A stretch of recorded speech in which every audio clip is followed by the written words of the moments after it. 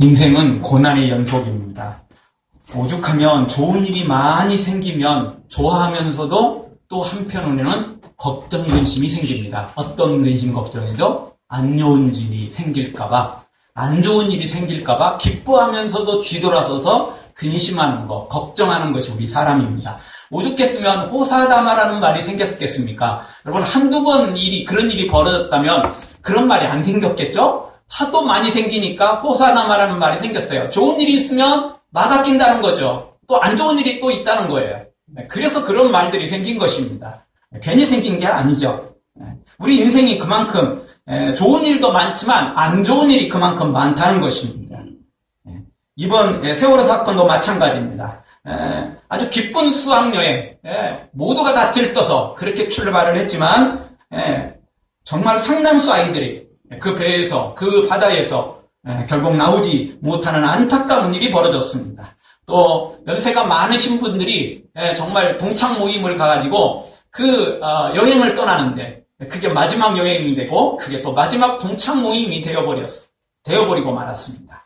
정말 오랜만에 만나서 다 기뻐했지만 결국 그 일은 큰 슬픔으로 결국 결론을 내리고 말았습니다. 야곱도 드라마 같은 삶을 살았는데 야곱도 좋은 일이 있는 만큼 안 좋은 일이 그만큼 또 많았던 사람도 야곱이었습니다. 부잣집 아들로 태어났습니다.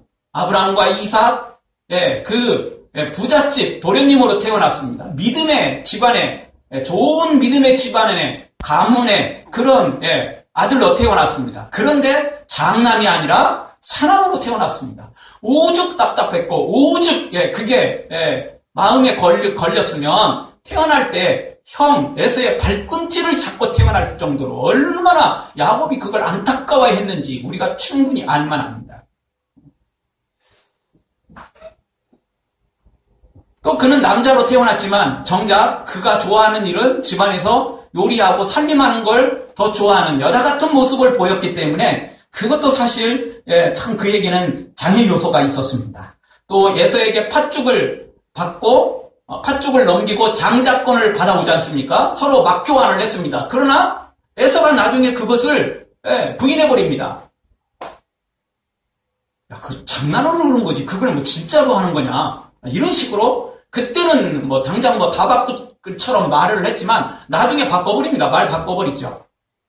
그래서 나중에 장자권 받았을 때 정작 에서가 어떻게 하죠? 야곱을 죽이려고 나섭니다. 그렇잖아요.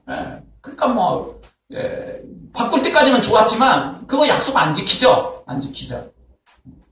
또 어렵게 아버지를 속여서 장자권을 받았지만 아까 말씀드린 대로 에서가 자신을 죽이겠다고 공공연하게 동네방네 다 떠들고 다니죠. 아버지만 죽으면, 아버지만 세상 떠나면 내가 야곱도 죽여버린다. 이러고 다니니 오죽 야곱이 힘들었겠습니까? 그래서 결국 결혼을 핑계로 외가로 결국 도망가죠. 그런데 자기 아버지 집이 그렇게 부자인데도 불구하고 종 하나 안 딸려보내고 그리고 좋은 재산을 붙여줘가지고 외가로 가는 것도 아니고 한마디로 빈털터리로 갑니다. 그 정도 집안이면 종 몇 명 띄워주고 돈도 좀 띄워주고 그렇게 보내면 되잖아요. 여러분, 아브라함이 이삭을 결혼시킬 때, 종을 보낼 때 얼마나 많은 나귀 떼와 종이 많은데도 불구하고 나귀와 얼마나 많은 재산을 들고 갑니까? 지금 야곱도 어쨌든 이유야 따로 있지만 어쨌든 명분은 지금 결혼하러 가는 거잖아요. 신부감 취하러 가는 거잖아요. 그런데 그렇게 안 보내요. 종 보낼 때도 그냥 엄청나게 보내는데 야곱은 빈털터리로 갑니다.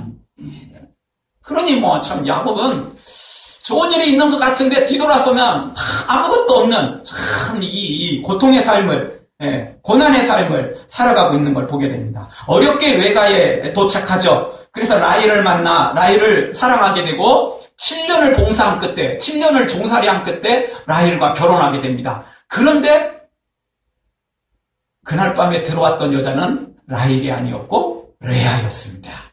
또 어렵게 7년을 다시 봉사한 끝에 라헬을 취하죠. 그러나 남은 시간 동안 이 라반이 임금을 얼마나 많이 바꾸는지 10번이나 바꿉니다. 기분 좋다고 바꾸고 기분 나쁘다고 바꾸고 해가 바뀌었다고 바뀌고 계절이 바뀌었다고 바뀌고 그래서 임금을 10번이나 자기 마음대로 막 바꿉니다.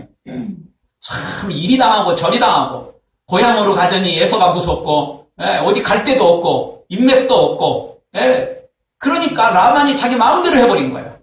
어디 떠날 데도 없고 뭐 갈 데도 없으니까 라반이 아주 막 자기 마음대로 야곱을 막 들었다 놨다 자기 마음대로 해버린 것입니다. 겨우겨우 20년 채워가지고 하나님의 음성을 듣습니다. 너 이제 고향으로 돌아가라. 그래서 기쁜 마음으로 고향으로 돌아오는데 이번에는 또 라반이 자신의 그 아들들과 종들을 이끌고 죽이러 쫓아오죠. 재산을 다 빼앗고 죽이려고 쫓아오는 걸 보게 됩니다. 겨우 하나님이 라반에게 경고해가지고 죽이지 못하게 하지 않습니까? 겨우 살아났어요. 겨우 살아났죠. 또 라반의 문제가 해결되자마자 이번에 에서가 또 400명을 거느리고 온다네요. 이야, 참 하나 문제 해결되면 또 더 큰 문제가 이제 라반보다 더 무서운 건 에서잖아요. 그래서 결국 약복강강에서 생명을 내어놓고 기도하지 않습니까? 하나님과 겨루어 승리를 하지 않습니까? 그래서 이스라엘 이름이라는 이름을 얻지 않습니까? 그래서 에서 문제도 해결됩니다. 하나님이 에서의 마음을 돌이키시니까 에서의 문제도 해결되었습니다. 그런데 에서의 문제가 해결되자마자 야곱이 세겜 땅에 거하다가 결국 그 딸 디나가 강간을 당하고 말합니다.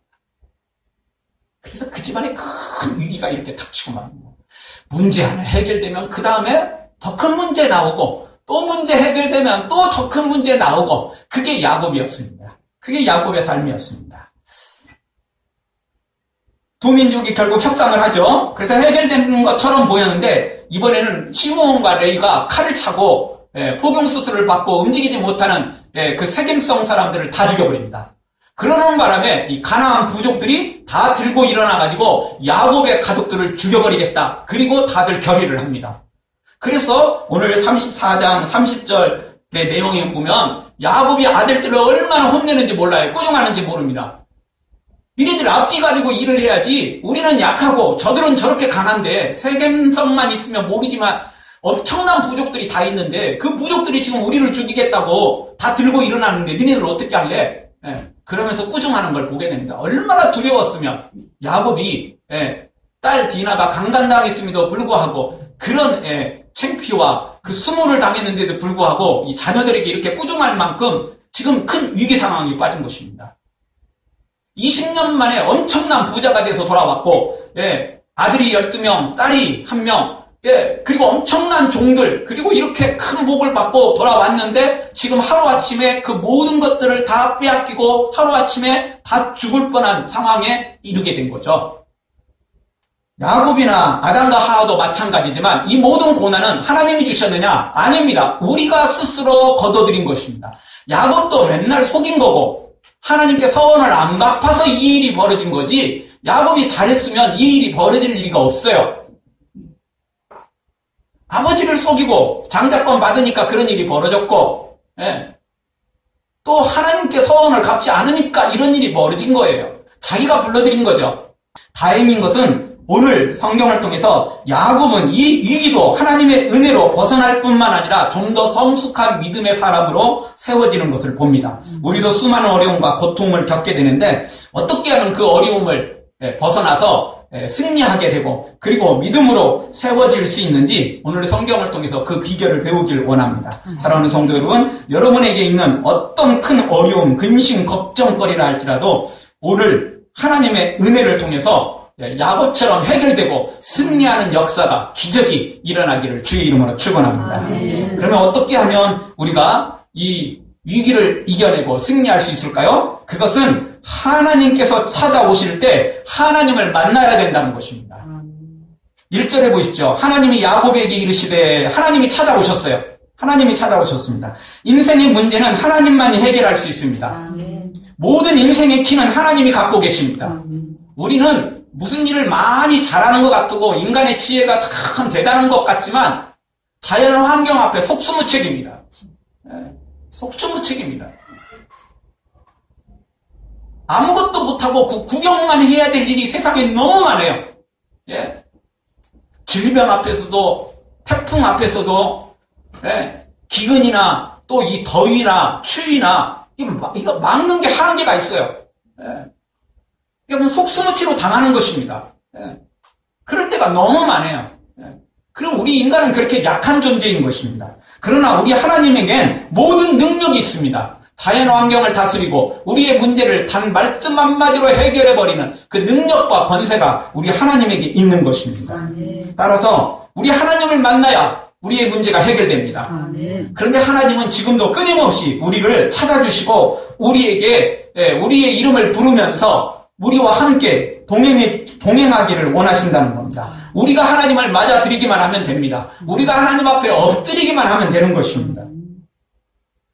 평범한 삶을 살던 아브라함에게 하나님이 찾아오시고 아브라함이 순종하자 가나안 땅을 예약받게 되고 그리고 한 민족을 이루는 믿음의 조상으로 세워지게 됩니다. 그가 99살이 되어서 아들이 없었지만 하나님이 나타나시자 1년 후에 이삭이 생기게 됩니다. 종살이로 죽어가던 이스라엘 백성들에게도 하나님이 찾아오시자 애굽에서 탈출하게 되고 홍해를 건너 광야를 지나 또 요단강을 건너 가나안을 정복하는 놀라운 기적이 생깁니다. 하나님을 만나기만 하면 하나님을 맞아들이기만 하면 기적이 생긴다는 것입니다. 누구든지 열애가 없습니다. 하나님 만날 때 인생이 달라지는 것입니다. 하나님 만나지 않으면 인생 달라지지 않습니다. 달라지는 것처럼 보이죠. 출세하고 성공하고 권력을 쥐기도 해서 달라지는 것처럼 보입니다. 그러나 아무 소용없습니다. 다시 돌아가는 거예요. 원상복귀 되는 겁니다. 그거 눈녹도 사라지고 그리고 지금은 어떨지 몰라도 죽고 나면 지옥인 것입니다. 그 문제는 해결할 길이 없어요. 죄는 해결할 길이 없는 것입니다. 여러분, 걸레는 아무리 빨아도 걸레인 겁니다. 우리의 죄는 어떤 방법으로도 해결되지 않는 것입니다. 그러나 우리에겐 불가능한 거, 우리에겐 기적이 도저히 불가능하나 그리고 어쩌다 한 번씩 우연으로 기적 같은 게 일어나는 것처럼 보여도 그래도 그건 어쩌다 한 번 일어나는 것입니다. 그러나 우리 하나님에겐 기적이 상식이라는 사실입니다. 우리 하나님에겐 기적이 아니고 기적이 상식입니다. 너무나 당연한 거예요. 너무나 쉬운 겁니다. 문제는 우리가 그 하나님을 맞아들일 때 우리에게도 그 기적이 아니라 상식으로 우리에게 다가올 수 있다는 것입니다. 계시록 3장 20절 보면 볼지어다 내가 문 밖에 두드리노니 누구든지 내 음성을 듣고 열면 내가 그로 더불어 들어가 그로 더불어 먹고 주님이 말씀해 주셨습니다. 주님이 지금도 문을 두드리고 계십니다. 지금도 우리를 두드리고 계신다는 우리의 마음 문을 영혼의 문을 두드리고 계신다는 것입니다. 우리가 그 예수님을 영접하기만 하면 놀라운 기적이 시작됩니다. 나에게서 기적이 시작되는 게 아니라 내 안에 계신 예수님께서 기적을 일으키십니다. 그래서 예수님이 들어오시면 어둠은 물러가고 저주는 물러가고 문제는 해결되고 기적이 상식이 되는 놀라운 역사가 일어나게 된다는 것입니다. 베드로가 밤새도록 그물을 던졌으나 피라미 한 마리 못 잡았죠? 그러나 예수님이 오셔가지고 말씀 한마디 하니까 그물이 찢어질 만큼 배가 잠길 만큼 물고기가 잡히게 되는 거죠. 예수님 오시면 기적이 상식이 되는 것입니다. 죽은 나사로에게 예수님이 찾아오시자 그 썩어 냄새나던 나사로가 다시 살아나는 기적이 생겼습니다. 18년 동안 혈루증으로 피가 흘러서 도저히 가망성이 없을 것 같은 그 여인이 예수님의 옷가만 만졌는데도 불구하고 예수님의 뒤로 와서 옷만 만졌는데도 불구하고 그 혈루증이 완전히 나와버리면 기적이 생기는 것입니다. 예수님을 만나면 예수님을 체험하기만 하면 기적의 상식이 되는 것입니다. 수가성 여인이 아무 소망 없이 살아갔습니다. 그러나 한낮에 그 뜨거운 낮에 예수님 만났더니 그의 영혼에 생수가 들어오더라는 것입니다. 그리고 수가성에 달려가서 예수님을 소개하고 메시아를 만났다고 전도하며 수가성의 대부분 사람들이 예수님을 믿는 놀라운 기적이 일어나더라는 것입니다. 예수님 만나면 기적이 일어나게 돼 있습니다. 우리가 인생길을 갈 때 하나님이 잘 보이지 않을 때가 있습니다. 그러나 분명한 건 위기의 순간에 하나님이 반드시 찾아오신다는 것입니다. 하나님은 절대 우리를 외면하지 않습니다. 우리를 너무너무 사랑하시기 때문에 그렇습니다. 사랑이 하나님이시기에 우리를 버려두지 않습니다. 소원하고 기도만 하면 찾아오셔서 우리를 건져주신다는 것입니다. 평안히 길을 갈 땐 보이지 않아도 지치고 고나여 넘어질 때면 다가와 손 내미시네. 다 같이 합니다. 일어나 걸어 내가 새 힘을 주니 일어나 너 걸어라 내 너를 도우리. 주님 앞에 나와 엎드리기만 하면, 기도하면, 소원하기만 하면, 그 주님을 찬양하기만 하면, 도와달라고 부탁만 하면 우리 주님은 우리를 일으키시고 문제를 해결해 주시고 그리고 계속해서 기적을 베풀어 주신다는 것입니다. 사랑하는 성도 여러분, 야곱이 죽을 위기에, 가문이 멸망할 위기에 처했을 때 그가 하나님의 찾아오심을 믿고 하나님을 맞아들이고 하나님 앞에 은혜를 구했다가 하나님을 만나 기적을 체험했던 것처럼 여러분도 지금 당장 우리 예수님을 마음문을 열고 활짝 열고 예수님 맞아들이고 순종하여 기적을 맛보는 여러분들 되어지길 주의 이름으로 축원합니다. 아멘. 두 번째, 어떻게 하면 야곱처럼 기적을 체험하고 우리의 문제를 해결할 수 있을까요? 그것은 바로 베델로 올라가야 된다는 것입니다. 아멘. 1절 중반절을 보십시오. 하나님이 야곱에 찾아오셨는데 뭐라고 말합니까? 일어나 베델로 올라가라. 베델로 올라가라는 것입니다. 베델로 올라가라는 거예요. 하나님이 찾아오신다고 곧바로 문제가 해결되는 거 아닙니다. 우리가 그 착각에 빠지면 안 돼요. 하나님이 찾아오시면 모든 문제 다 해결해 주신다라고 생각하시면 안 됩니다. 하나님은 문제를 해결해 주는 게 아니고 하나님은 문제를 해결해 줄 수 있는 비결을 우리에게 가르쳐 주십니다.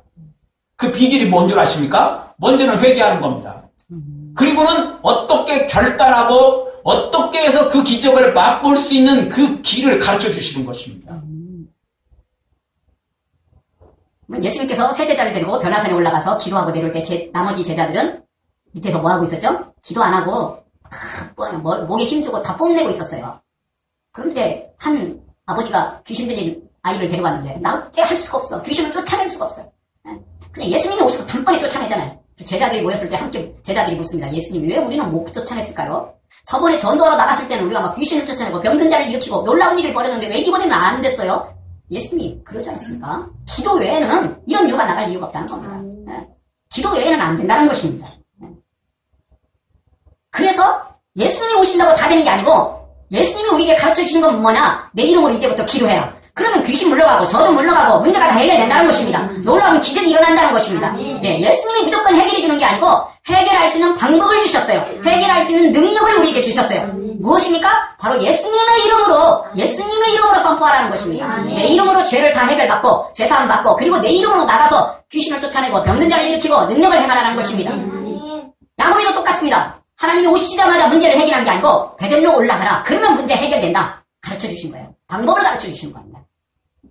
베델이 어떤 곳입니까? 야곱이 20년 전에 도망갈 때 베델에서 하나님을 만났던 장소입니다. 그리고 그곳에서 만나서 야곱이 서원한 게 있습니다. 하나님께서 저를 고향으로 무사히 돌아오게 하시고 저에게 먹을 것과 입을 것을 주시면 제가 하나님을 섬기는데 10의 1조를 드리고 이 베델의 이 장소를 돌기둥을 거기 세워놨거든요. 밤에 사닥다리 체험하고 환상을 보고 난 다음에 돌기둥을 세우고 기름, 자기가 가지고 있는 재산의 일부 조금밖에 없는 그 기름을 거기에 붓고 하나님께 예배하고 영광 돌리지 않습니까? 그리고 이곳을 내가 진짜 하나님의 전으로 삼겠습니다. 하나님이 복 주셔서 돌아오게 할 때는 내가 이곳에서 단을 쌓고 이곳을 하나님의 집으로 만들겠습니다. 그래서 베델이라는 이름이 하나님의 집이라는 뜻입니다. 원래 베델이 아니었는데 야곱이 베델로 이름을 바꿔버렸어요.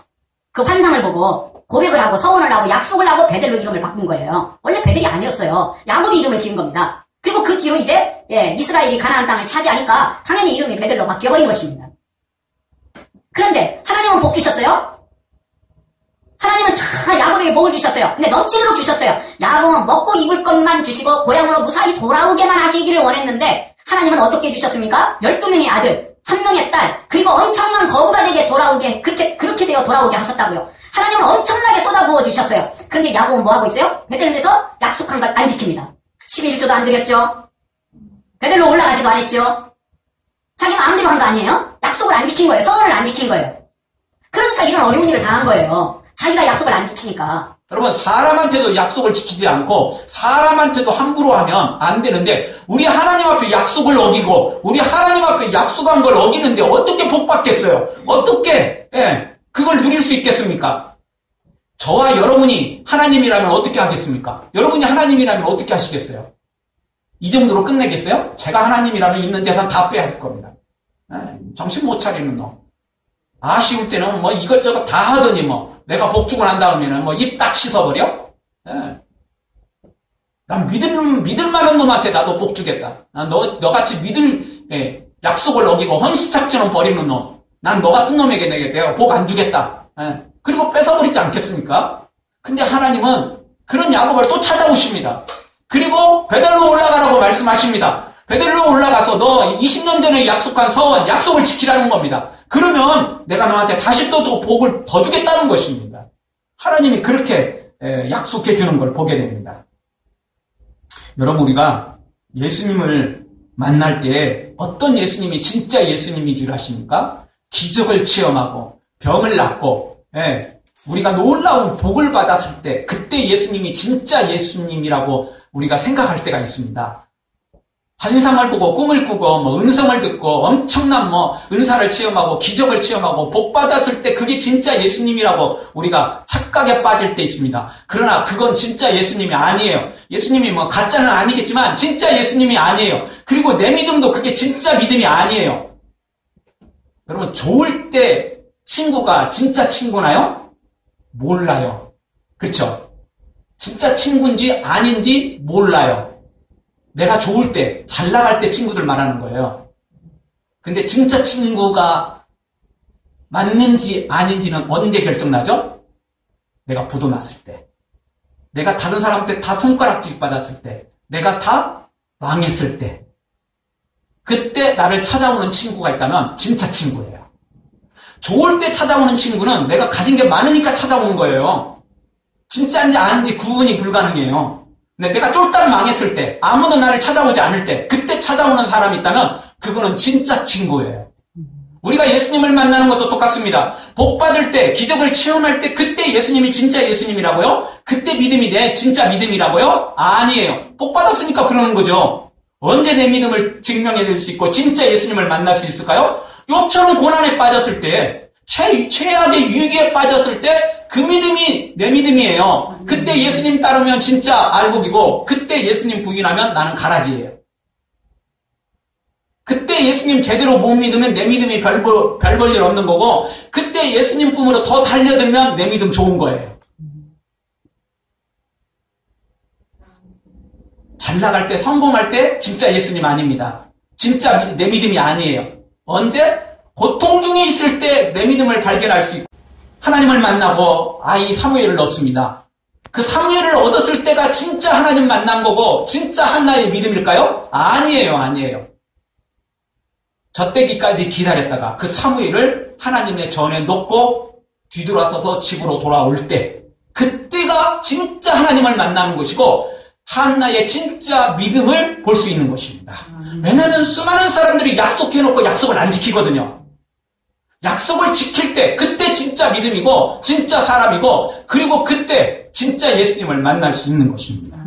야곱도 20년 동안 얼마나 많은 복을 받았습니까? 거부가 됐습니다. 아들을 12명이나 얻었습니다. 딸을 1명, 그 이쁜 딸을 얻었습니다. 이때 진짜 하나님 만났을까요? 야곱이 진짜 믿음일까요? 아니에요. 약속 안 지키잖아요. 서원 안 지키잖아요. 야곱의 믿음? 진짜 믿음 아니었어요. 진짜 믿음 아니었어요. 좋은 믿음 아니었다는 거예요. 약속 안 지키잖아요.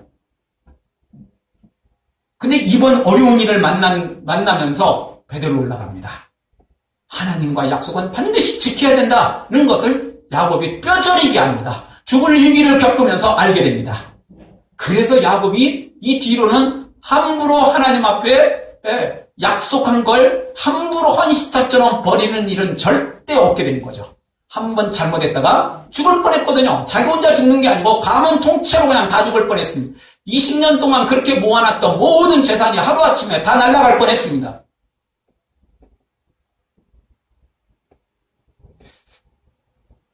우리는 어떻습니까? 우리는 하나님 앞에 약속한 것들이 뭘까요? 여러분 세례 받을 때 다 서야겠습니다. 은혜 받을 때 여러분 다 아멘 했습니다. 말씀 읽을 때, 설교 들을 때 은혜 받으면 다 아멘 했어요.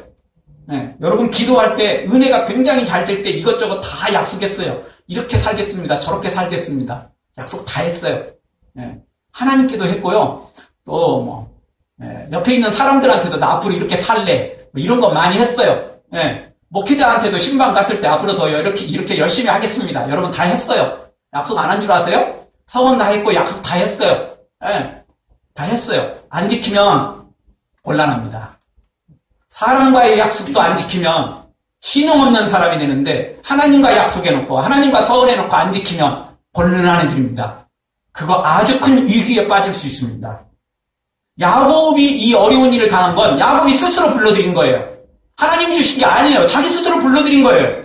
약속을 안 지켰으니까. 하나님이 약속을 안 지켰다면 상관없어요. 하나님도 안 지켰고 야곱도 안 지켰으니까. 그럼 뭐 둘 다 안 지키니까 상관없잖아요. 근데 하나님이 약속을 지켰는데 야곱이 안 지켰으니까 문제가 생기는 거예요. 우리와 하나님 관계도 똑같아요. 하나님이 약속을 지켰다면 우리가 안 지키면 큰 문제가 생기는 겁니다. 하나님이 안 지키면 우리도 안 지킬 필요 없어요. 하나님이 안 했는데 뭐 우리라고 왜 지킵니까? 안 지켜도 돼요. 물론 하나님이 아직 안 지켰는데 나는 지킨다. 그러면 하나님께서 빚져버리기 때문에 하나님이 가만히 있을 수 없겠죠. 하나님은 의로운 분이고 하나님은 거짓말하지 못하기 때문에 아마 당장 이루실 겁니다. 더 크게 하실 것입니다. 어쨌든 우리가 해야 될 건 뭐냐면 약속을 지켜야 된다는 것입니다. 약속을 지킬 때 진짜 예수님을 만나는 거고 진짜 내 믿음을 확인할 수 있는 것입니다.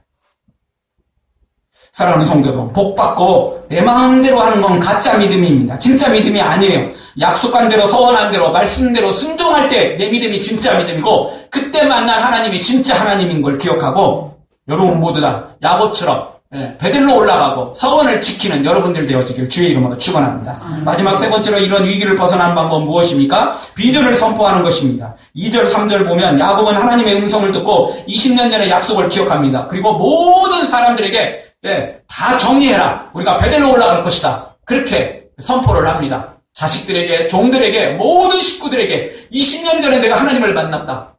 환상을 봤다. 그리고 약속한 게 있다. 서원한 게 있다. 하나님이 이렇게 복 주셨는데 내가 안 지키는 바람에 이런 어려운 일을 당했다. 우리 모두 올라가서 하나님께 서원을 지키자. 내가 서원한 거지만 우리 모든 가정이 서원한 거나 다름없다. 우리가 다 믿음으로 올라가서 하나님을 만나야 된다. 하나님께 제사하자. 하나님께 예배하자. 봉사하자.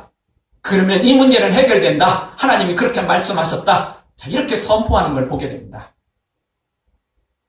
우리 3절을 한번 읽어보겠습니다. 3절 다 같이 읽겠습니다. 우리가 일어나 베들로 올라가자. 나의 환난 날에 내게 응답하시며 나의 가는 길에서 나와 함께 하신 하나님께 내가 거기서 단을 쌓으려 하노라 하며 20년 전의 사건을 자식들에게 그리고 모든 종들에게 분명히 말해주고 베들로 올라가자고 선포하는 것을 보게 됩니다. 그런데 무조건 베들로 올라간다고 되는 건 아니에요. 버릴 건 버려야 됩니다. 정리할 건 정리하고 가야 됩니다.